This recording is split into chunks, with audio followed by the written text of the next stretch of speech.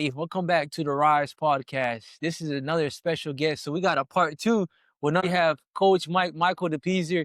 We're gonna break down just a little bit about what Coach Mike has been doing the last time we met.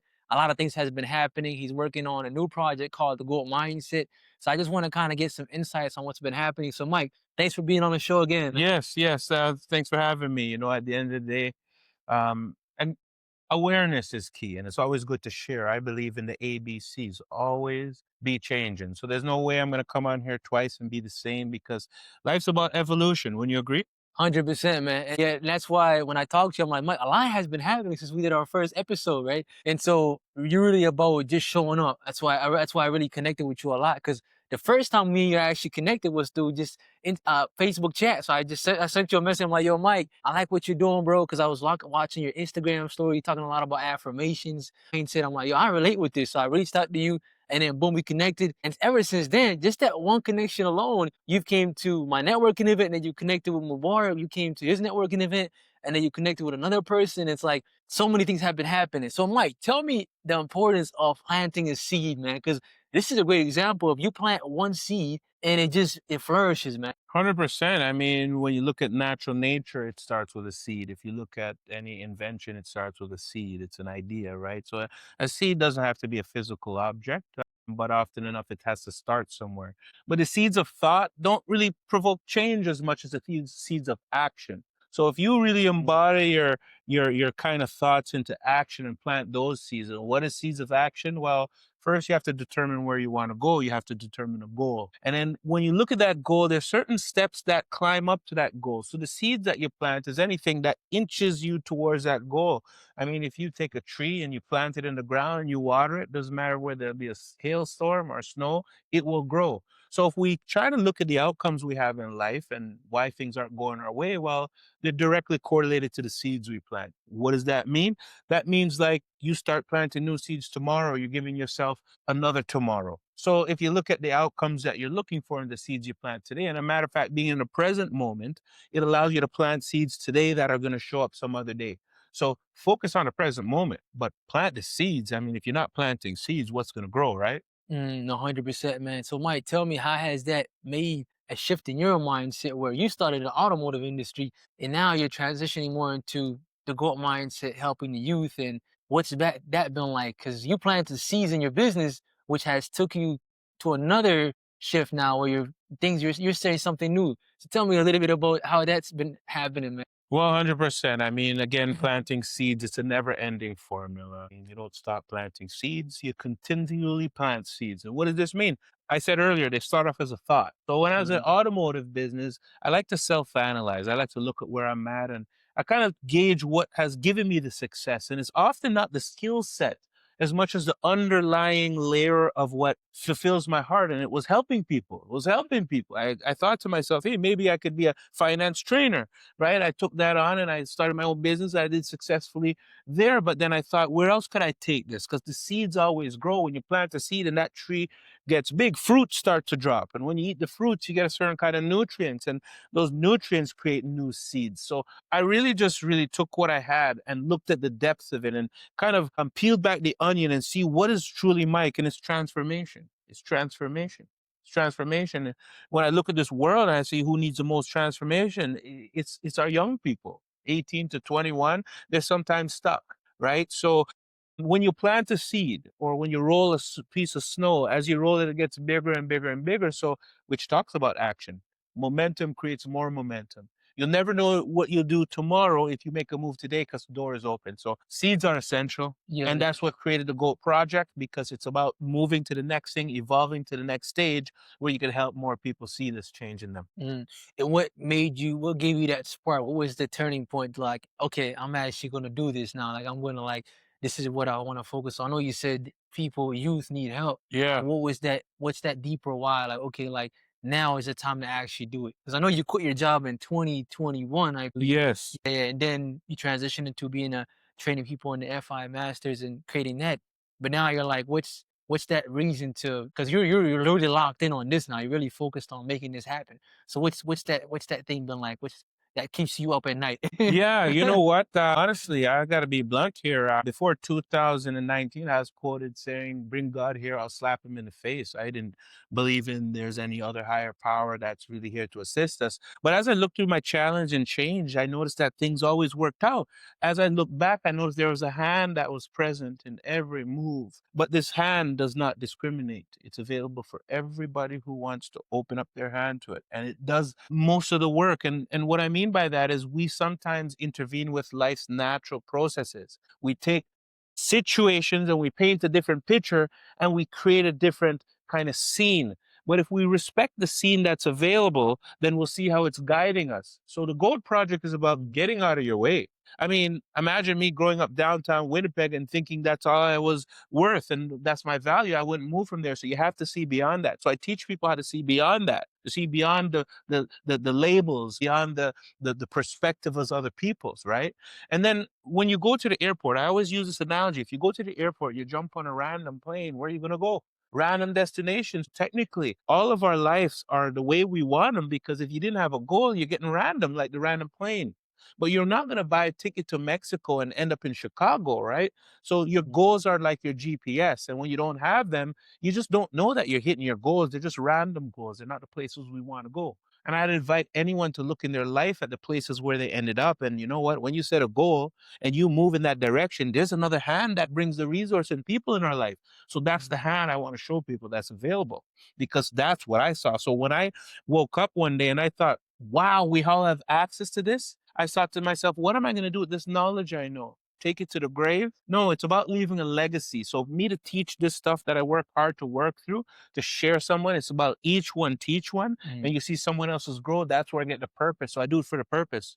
Because other than that, making money, I mean, you could put pig on a lipstick on a pig, it's still a pig. You could have a Ferrari or a Dodge Dart, you're still going to Safeway. But legacy, change, seeing people transform, that's something for the heart. So Mm. that's why I do it. No, It's that's for the heart. powerful, man. And I know one of your goals was to be the number one speaker. Yeah, That was one of yeah. your goals, right? So now your focus has been a little bit more different. You want to make an impact on the inner city youth. So tell me about the GOAT mindset and just break down that whole concept and how this actually came about. Because I know you said one day you were, you had this vision and you just made it happen because you took action. So where did this all Definitely. start? You know what? Showing up. At the end of the Yeah. day, you're going to be asked to do certain things, and it might not be a monetary value attached. It might just be something that you're good at that someone wants to seek some clarity from. So it was one of your events, actually. I showed Mm. up, and you meet people along the way. They're called networking events for a reason because you just meet people you otherwise wouldn't meet. And then, people have different values in their life. So when I shared some concept, it really felt home to some of the participants in the audience. And they had certain people who they had to really take care of, right? And they thought that a message I shared would work in an area over there. And I was just open to having that conversation again, showing up again. So I showed up and we had a conversation. And the stuff these kids were facing, I realized, look, not only could I help them with this? I live this. Downtown Winnipeg's where I grew. These are inner city kids. It's almost like you take the skills from the environment, you go back and you bring somebody else up. I would have never thought about that, but this opportunity made me think, wait a minute, who else could do the job, right? Mm. So I feel like I had to go down there and kind of share the path. So the GOAT mindset, it's more about understanding that the greatest of all time lies within you. It's in the decisions you make. Do you let fear take over? Or do you fight through it? Because fear can't hold you back. It's a concept, but your ability to take action could over trump that. But sometimes we don't know that, right? Mm. Because if you're looking for validation in this world, you're hardly going to find a lot of people who take these steps because fear is real for those who believe it's real. But there's also those who believe and fear is a concept, but they still move.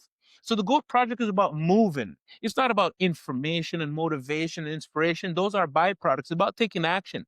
You're going to put stuff on paper. You're going to write your goals down. You're going to write your action steps, creating a vision board. You're going to leave with the tools. And knowledge isn't a tool, it's the application of knowledge in the tool. So the Mhm. GOAT framework is about taking actual knowledge, actual theory, and putting it into application, and you leaving with a plan. So it's about a plan. And Yeah. you know what? At the end of the day, I'm not here to just share information to make someone smile.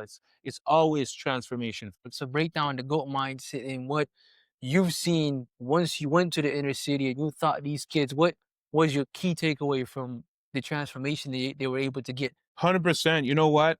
Mindset. Mindset is everything.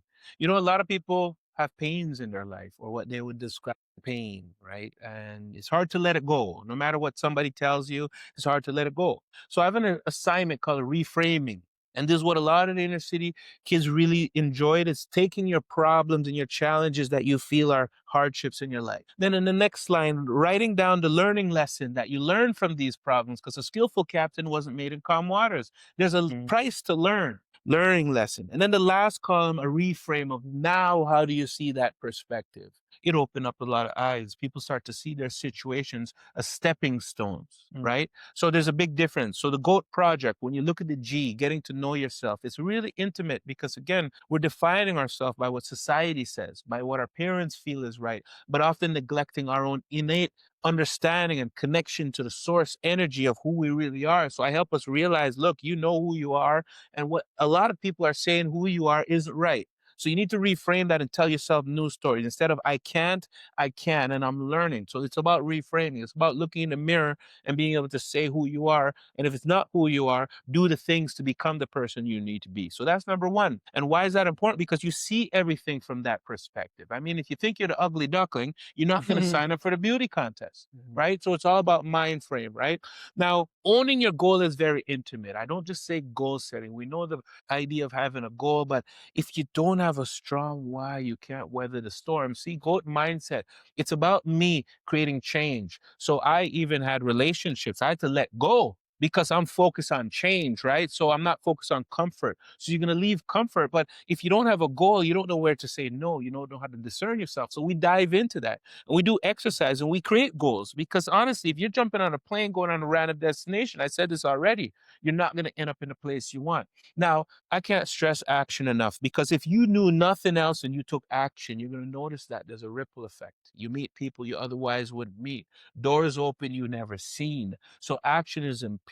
Showing up is a form of action. Showing up in action is a form of self-love because a lot of people don't do things because they think discipline is hard. They think things are obligations, so they don't do it. But somebody who sees life as an opportunity, there's an opportunity. So are you seeing your task as an obligation or an opportunity? Because there's an opportunity to be alive and make the moves. And I always like to stress on the T, trusting the process, because often enough, we feel behind. We feel like we're not at the places where we want, but we don't respect the natural processes. You see, you plant a seed for a tree, the fruits that lasting to grow. A baby doesn't start walking right out of the womb. Well, maybe Hanny did, but that's very rare, right? The babies don't walk from wombs, okay? You don't plant a seed and you see the grass, right? There's nothing, no job you start. So we have to believe in the process and knowing that it's a process to develop the skills. If you want to be the CEO, you're going to have challenges that give you the skills so you could be the CEO. So here's a way to look at it. If you don't have challenges in your life, you probably don't have goals. Because see, challenges come to people with goals because that's how they get the skills to the goals. So reframing and trusting the process allows you to see that is it a challenge or an opportunity? Because life doesn't give problems or challenges, they're opportunities, but how you see it, it becomes a reality. So this GOAT project is about transformation. It's letting these souls know that are trapped in these human fleshes that look, there's a way out. And society doesn't always have the answers, but I guarantee the answers are in you when I ask the right questions, right? No, man, I 100% agree with you, man. That last one, man, you got to be able to take action, man. Because you can get all the information, all the knowledge. You can read 100%. so many books, but if you don't take action, it becomes non-existent. But Mike, tell me when you did this workshop, I think you did a 4-week workshop. Yeah, Yeah, how was the some of the faces that you saw on those kids, man? The transformation, because I know you got feedback. One of your biggest things is like feedback. You want people for to sure. actually come to the program and apply it and be able to digest it, because subconsciously we're always, when someone says one thing, we tend to forget, but being able to write it down and actually go back to actually look at it, be like, wow, these kids are actually, because some of them are like 15 to 18, 15, 18, yeah, 14 to 14. 21, Yeah, yeah. man. So tell me, what was that like for you, man, to see that? Because that's got to give you some type of like, yo, this is very cool, man. You know, yeah, it's great you mentioned that because going in a project, I just have a purpose, right? I feel it's a calling and I feel it's something that I'm guided to do, but you never know how it would be received, right? That's why feedback is key. So after I presented to these kids, they're kind of staring at you. You don't know if they're listening to what you're saying or they're confused and in the mess of words you might be using. Like, try to keep things simple, but we often have a level of judgment on ourselves. And until you get the feedback, it creates this validation that you know what you did is right. So let's just fast forward. This program is 4 weeks. It's designed to be in its initial format. There's many different formats it could deliver, but with the 4 weeks, it's once a week for 4 weeks. They're hour-and-a-half sessions where they will learn some practical knowledge in terms of theory, and then they'll apply maybe 4 assignments each session, so they leave with a practical work. Because knowledge without action, it's a wish. It's a wish at best. So at the end of the day, we have these 4 modules. So G.O.A.T lasts a month, once a week. At the end, I give them a feedback form. And that feedback form, I give it without no question to just, well, not without no question, without no guidance. I just said, hey, answer the questions the best that fit. I wanted to see what they captured. Well, these feedback forms, they filled them out almost completely. Like, the resource personnel couldn't believe that these kids even put feedback in. And they're putting feedback from day one.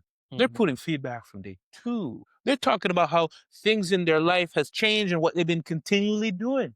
They're saying, Coach Mike, when are you going to come back? And that's what I knew, that it hit. And a lot of the things that they say on there was the relatability of my story. You see, you can't not live the story and teach the story. But if you live the story, you have an obligation to teach the story, because there's no one else qualified. There's 1 out of 1 billion people. We're 1 out of 1 billion people. So what does that mean? We don't know anything out there. However, the way you see it, no one on the planet could see it the same way, because it's based on your circumstance. So do you see your circumstance as a weakness, or do you see a circumstance as a product of change for someone else? Well, guess what? Because it's unique, someone could see your situation and validate theirs.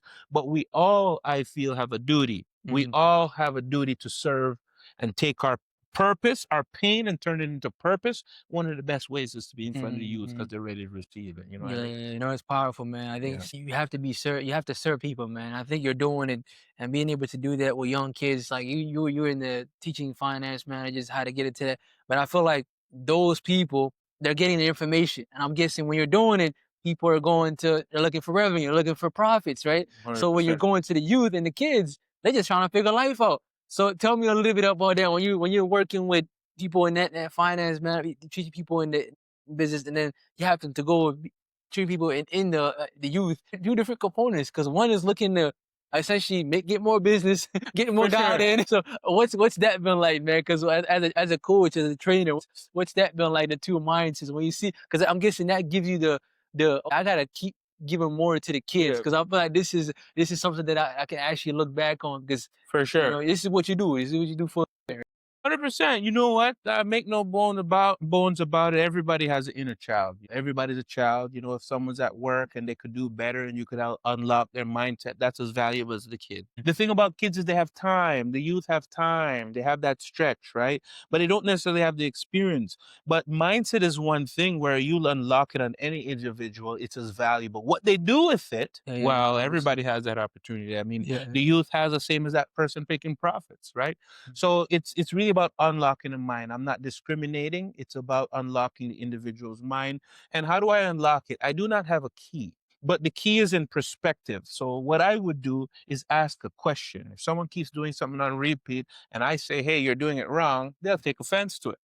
Mm. But if they're doing something on repeat and I say, hey, what you're doing, is that working for you? They have to answer to that. Yeah, yeah, yeah. That's where you unlock. If I share a principle about going on a random plane, going to a random destination, they have to hear that and challenge it, not with me, with their own thought. So you have to give someone a way to think about it. Remember, I said we're 1 out of 8 billion people. So often when we come to conclusions, first of all, 1 out of 8 billion people means everybody has multiple ideas, like many, each person. So there's trillions of ideas out there. Yeah, So whenever we lock into one idea, it's one out of trillions. That's why our conclusions are never right.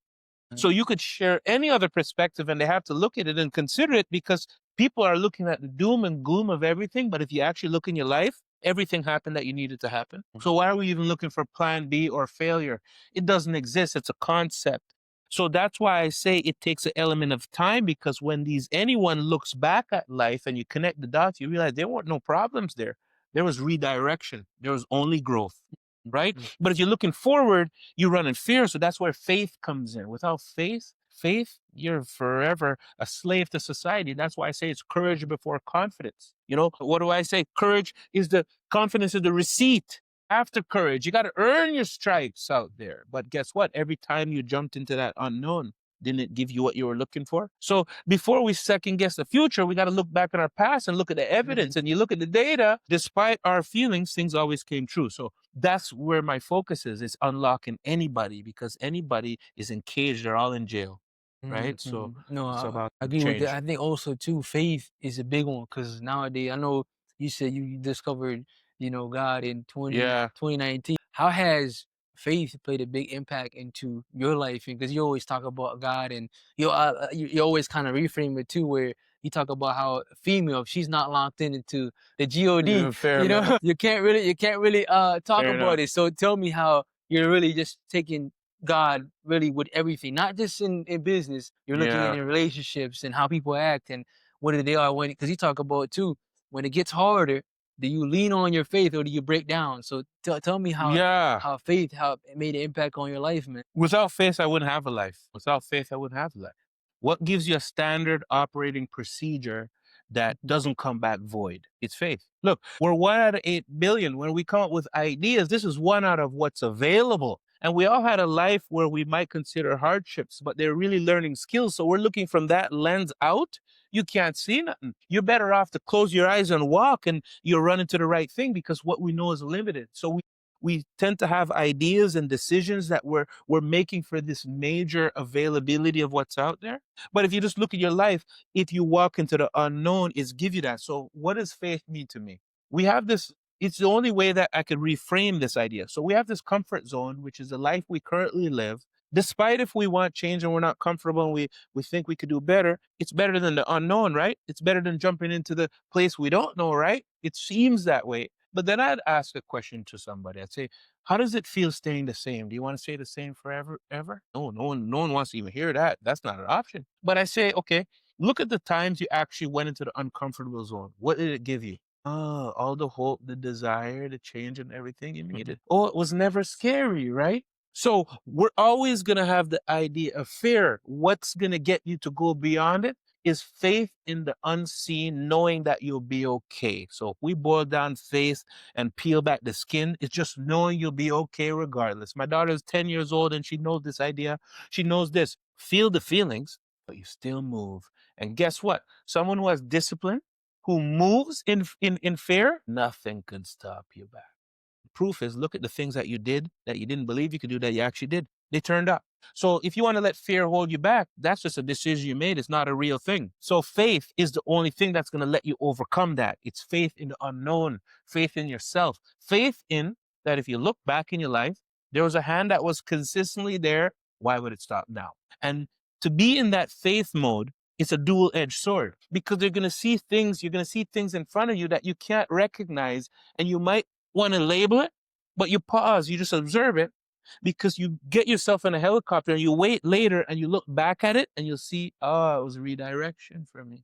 So you never want to look at something in isolation. You want to be in the helicopter and see the full picture. Someone might say, look, I got shortchanged over here, but not see that they just got to raise that work. You got to look at the big picture. And when you do, there's a hand at work. So I don't want to get involved in that hand by taking my limited ideas. I rather trust this natural rhythm that's been kind of rolling through town, that those who pick it up, you see them live a different life. And those who want to struggle, well, you can't see the struggle or touch the struggle because the struggle's inside. So Coach Mike is here to unlock the struggle because it's not real. It's a story. We have a pen, and I teach them how write your own story because you're the only one who holds the pen, right? So this is why faith. Without it, I couldn't do this. Now, another thing about faith is people are going to mistreat you along the way. So without faith, the natural thing is to mistreat them back. But with faith, you understand, whoa, someone mistreats you, you show them love. Then you start seeing transformation. So you avoid conflicts because conflicts slow you down. So faith means surrendering to this unknown force, doing what's in your heart. Don't ask no questions, just move, right? Man, that's a lot to unpack, man. It's a lot. It's a lot of things to So I go hope you're ahead. about your luggage. You wanted me to bring luggage today, so Yo, Mike, man, I appreciate it, bro. And like I said, man, this is mutual, man. I think it's natural showing Yeah. up. It's just doing it out of love. You're not. I think you told me something about you're not looking to collect checks. You're looking to just 100%. you're looking to build, man. You're looking to make impact, and I think that's one thing that we have to really look at whenever we're connecting with people whenever we're going out there. Always looking to make genuine connections. We just show up, we let God do the work, and next thing you know, things are happening, seeds are being planted. And now Mike is like speaking at that event, this event. People are like, how is Mike getting on? It's because he's showing up, man. You Yeah, showing up to get the opportunities. You don't complain if things don't come to your way. So 100%. I think that's the biggest thing I realized, Mike. So I appreciate it, bro. No doubt, And man. when can people find you, man, Mike? You can find me at coachmike.com. That's where I mainly am easy to contact. Instagram, it's Coach Mike Speaks. Follow me, because I always like to post some inspiration, perspective. That's going to allow you to kind of look in and change, right? It's not about me, it's about how I could give. And I feel like each one teach one, because one day you're going to be given to someone. So your hardships that you transform, eventually someone's going to need that for their growth. I like you, Mike. My brother. No doubt, man.